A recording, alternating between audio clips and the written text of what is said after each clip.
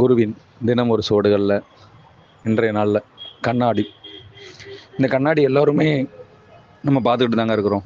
கண்ணாடினா தெரியாதவங்க யாருமே கிடையாதுங்க. அதே போல் எல்லோருமே ஏன் இந்த கண்ணாடியை பயன்படுத்திக்கிட்டு இருக்காங்க, ஏன் கோவில்கள் சென்றாலும் பயன்படுத்திக்கிட்டு இருக்கோங்கிறதுக்கான மிகப்பெரிய விஷயம் இன்று வரை யாருமே புலப்படுத்தி கொள்ளவே இல்லைங்க. ஒரு மனிதன் இந்த உலகத்தையே கண்ணாடியாய் பார்க்க வேண்டும் அப்படின்னு தெரியும் பொழுது, அந்த கண்ணாடியாக அவன் பார்க்கும் பொழுது முதல்ல யார் தென்படுவாங்க? அவரை தவிர வேறு யாரும் முதல்ல தென்பட போகிறதே இல்லைங்க.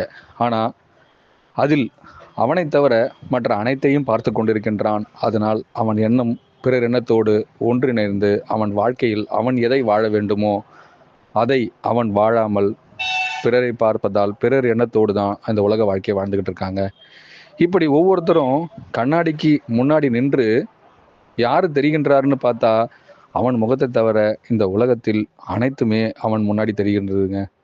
இப்படி எப்படியெல்லாம் தன்னை உருகொடுக்க இன்னொருத்தர் தேவைப்படும் பொழுது அதே உருவமாய் தன் குரு தெரிவாரெனில் அதில் முதலில் தெரிம்படுவது நீங்கள் தாங்கிறத நீங்களே புரிஞ்சுக்கலாங்க.